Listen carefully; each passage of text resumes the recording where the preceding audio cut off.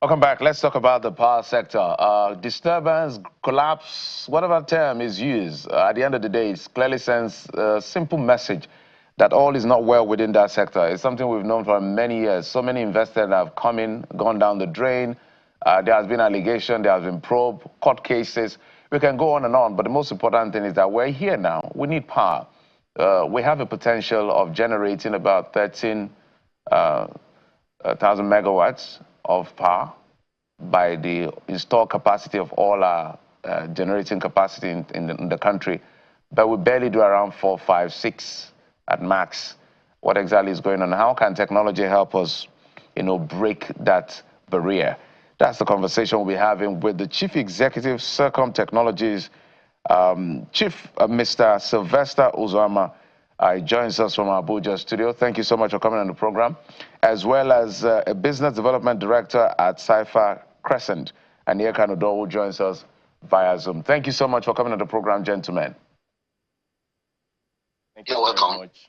Let me start with you, Ms. Uzoma, on this particular issue. It's almost a recurrent decimal. We've talked about this yet again, and I can almost guarantee that we'll converge and talk about this year, maybe multiple times, and the reasons are quite clear.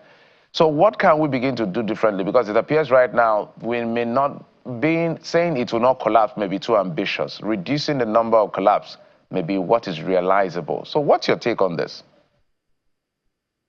Okay, so maybe for the context, we should talk with hydro plants. Since that's the term that is flying around now. It's an unfortunate situation. Last year alone, we had 24 power grid collapses.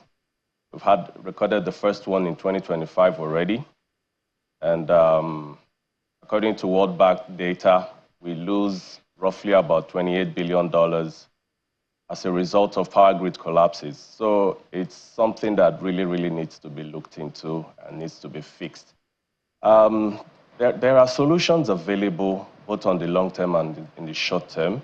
First of all, we must tell ourselves the truth. Our infrastructure is very, very much in dire need of upgrade. System needs to be upgraded. It's no need saying that we've been trying to manage a very obsolete system for a long time, and we have to take the bull by the horn and start looking at how to carry out a massive infrastructure upgrade across the entire power sector. Secondly, even if your system is obsolete, the truth is maintenance is very key. If you're able to do a very regular maintenance, it's very possible for you to still maintain the power grid from this incessant collapse. And that's the area that I feel we need to spend more time looking into. And one of the key areas that I feel needs to be looked further into is in the area of vandalization of power infrastructure across the country. I don't believe we're paying the right type of attention to this to be able to ensure that we are not reporting the failures, but we are trying to ensure that we nip the failures in the bud ahead of when they happen. More often than not, when you hear of a power grid collapse, it's as a result of vandalization that has taken place along one of the major value chain channels of the power sector. So the issue we should be focusing on more seriously is how do we ensure that these power infrastructures do not in any way become susceptible to vandalization. And I think we need to tweak the solution we're presently more or less focused on, which is the kinetics. Sending boots to the ground to go around and be looking and monitoring, I don't think that is a very smart idea.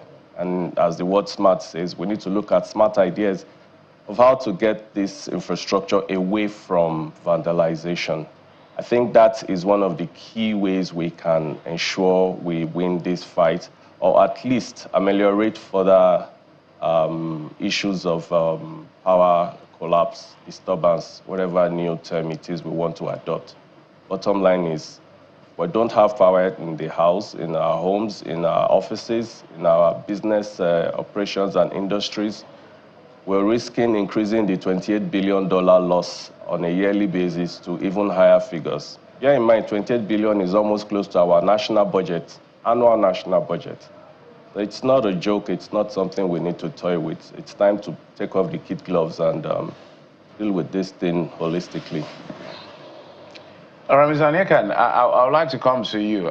He's preferred the solution that our tactics, our measures are really not what it should be in terms of the kind of result. The numbers are quite scary. If we're losing almost 30 billion, our budget right now is in the range of, with the increment to 54, that should be about 32 or so, 31, 32 billion dollars. So if we're losing that significant amount to collapses, disturbances, or whatever name they choose to call it, then it's a cause for concern. Shouldn't we be having a state of emergency on the power sector and just use a whole year to fix it? What do you propose? All right, yeah, thank you very much. I think a state of emergency is long overdue, and I also strongly believe that the authorities, especially the federal government, is aware. That is why they've also come up with some policies to ignite a lot of development in that area. Because if you look at what are the major causes of the regular grid breakdown, I think we had close to 12 breakdowns last year. We've had like 2 this year. It's sometimes you have disruption in gas supply because our energy generation and generally is more. You need to generate before you can transmit.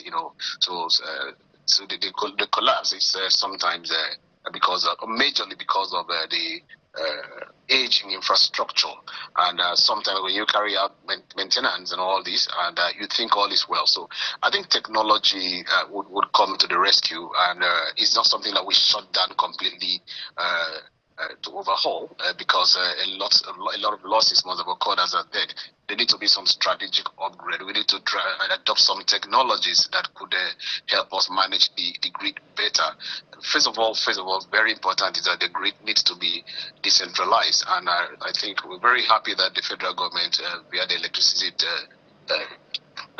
Electricity Act of 2023, have empowered state and private sectors to come into this to be able to also generate and distribute. I'm sure that would take a lot of pressure from the national grid. So we apply something like this, a smart grid monitoring system where you have sensors and you connect the entire or a good part of the national grid to IoT, where we could begin to look at predictive maintenance, where we don't need to wait for the collapse to occur before a maintenance, a reactive maintenance is taken into consideration because of the capacity of what we install at the moment. So we begin to bring in IoT sensors for smart monitoring. So sometime, maybe way before it occurs, you could know areas that have been overloaded, overheated, because sometimes it's overheating. Maybe you thought you've loaded what is adequate, you've given enough safety gap, but something is wrong somewhere that hits up the system and transfers the stress to another part of the system, and you have that disruption. So if you have real-time monitoring of the grid, you could begin to have predictive maintenance. Something tells you something is about to happen. You could shed load in some areas. You could do some tactical maintenance without the shutdown.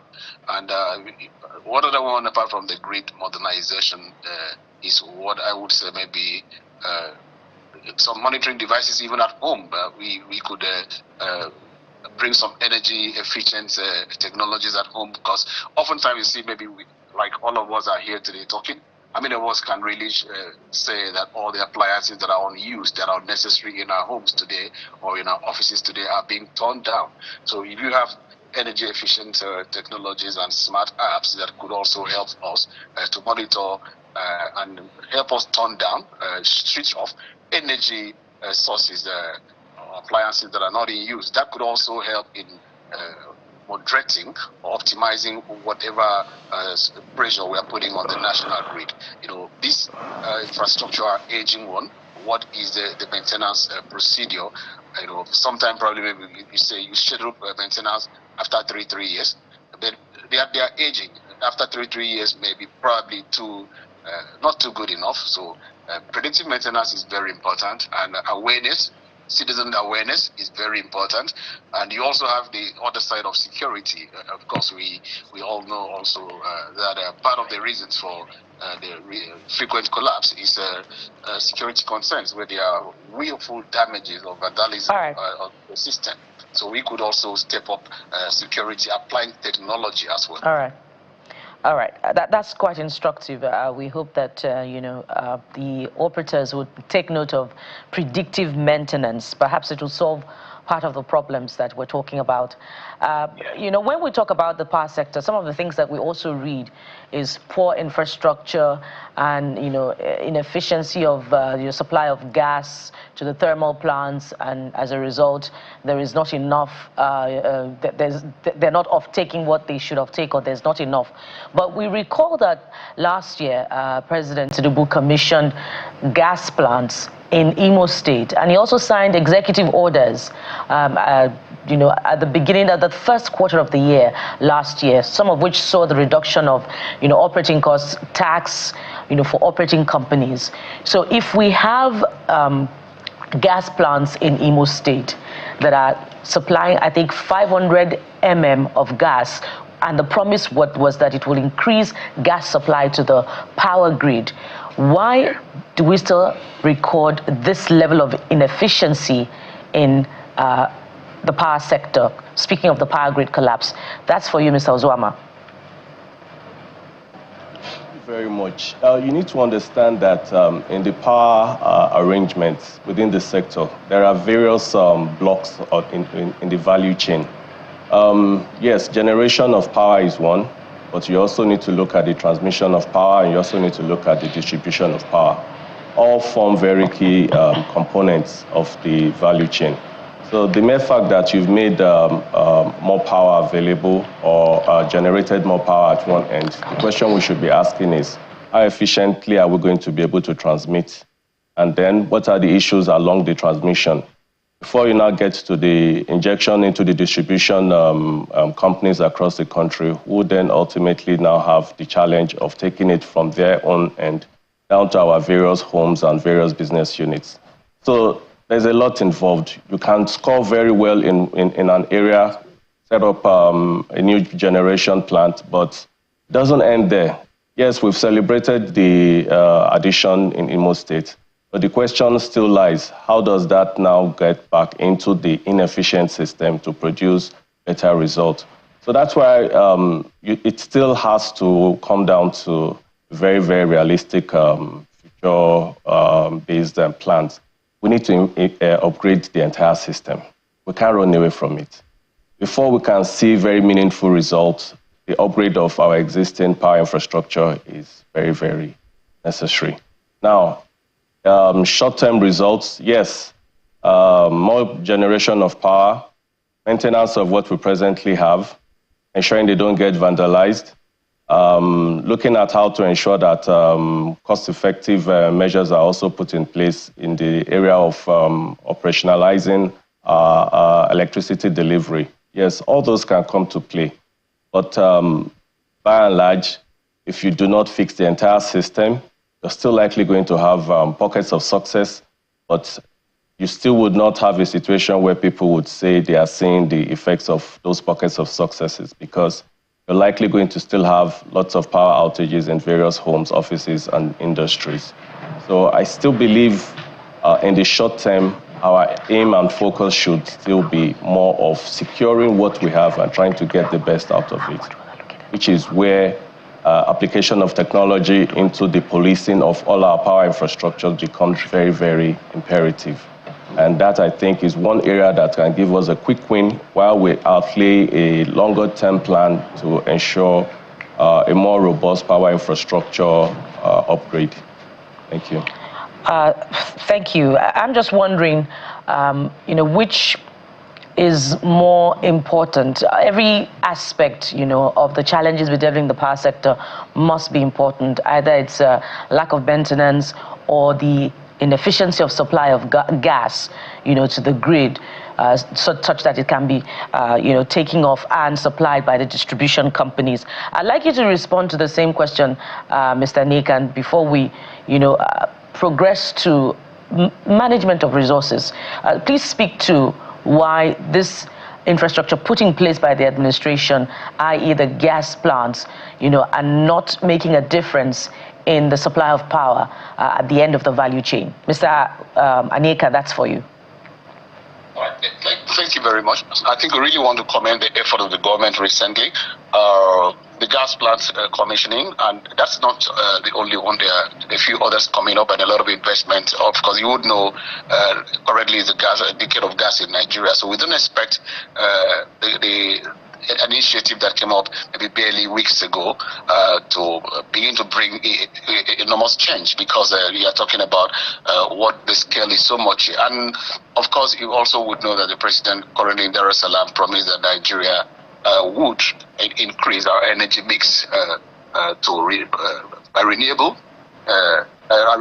energy mix by 50%. Before now, it was 30% by 2030. So just like we are trying to decentralize the pressure on the national grid, we should also begin to scale down our reliance on gas in terms of for power generation.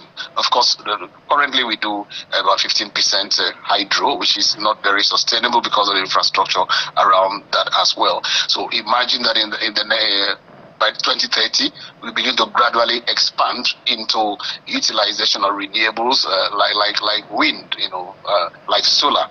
To the mix. This would, of course, take away the over-reliance on gas, and also the pressure from the gas generation and distribution infrastructure. So before then, a lot still needs to be done in terms of maintenance. Like I said, very important predictive maintenance, very important the way we schedule the maintenance as well until we fully transit to a case of predictive maintenance. So there has to be some phased maintenance, isolated maintenance of the system, so that the major issue is that the system is aging, and we are bound to see this. Probably there have not been very effective management in the past, but the impact had not been much there, because the aging was, of course, not also as serious as now. So it's hitting all of us, facing all of us, staring all of us in the face, and Channels is taking the initiative to talk about it, to conscientize the public and the government generally. So the government is also responding, and the private sector will need to key in. For example, for us in Cypher Crescent, we've invested a lot in energy distribution network optimization. Currently, we are working on a gas optimization system. So if we digitalize it, it now becomes very easy for us to track it. For now, everything is manual. If we digitalize the transmission system, we're able to optimize it, we're able to monitor it, and we're able to make it more efficient.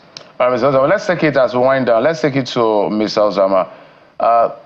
Walk us through what we need to do, perhaps in the long term, because we're facing this embarrassment time and again, so we're already used to this, and we hope that we're going to get something done as quickly as possible. But as you said, the idea of decentralization and unbundling, if you will, is quite great. I know I think Enugu, Abia, a couple of states, I think Lagos has even gone through that process. They're in a particular phase of that decentralization.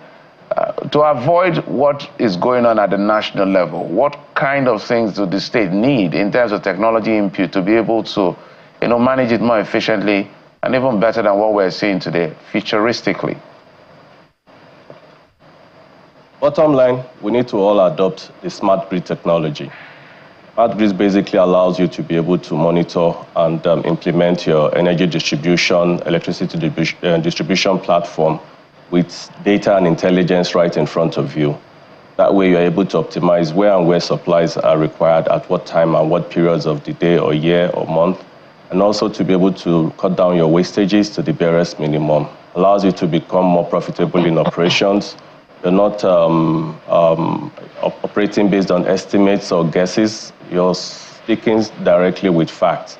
And these facts actually allow you to become more profitable in your ventures.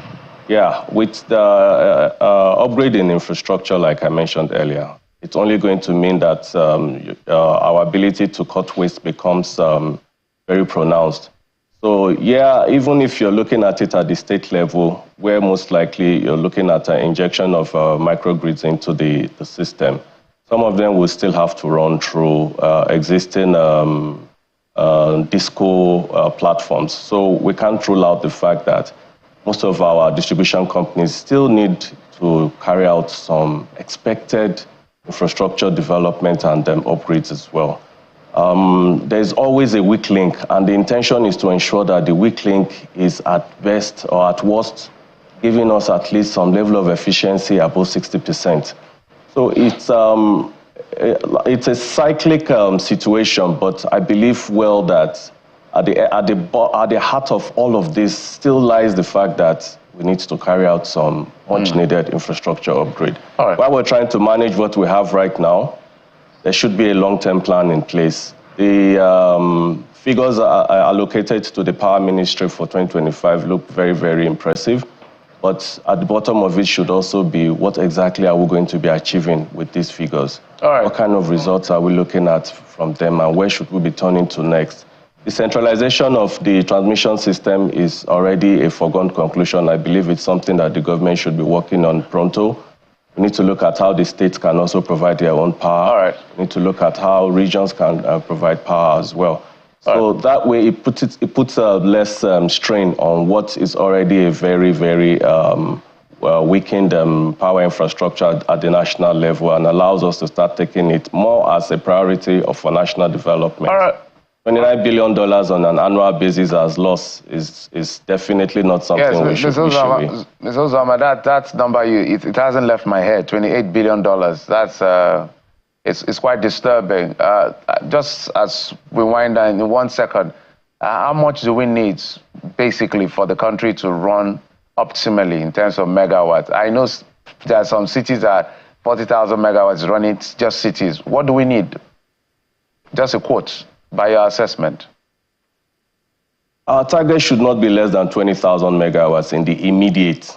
I'm not saying that is going to be adequate, but you need to have a target that you can work towards in the short term, medium term. Okay. You should be looking at clocking 20,000 megawatts, hopefully before the end of this administration. That to me is a target that the government needs to prioritize.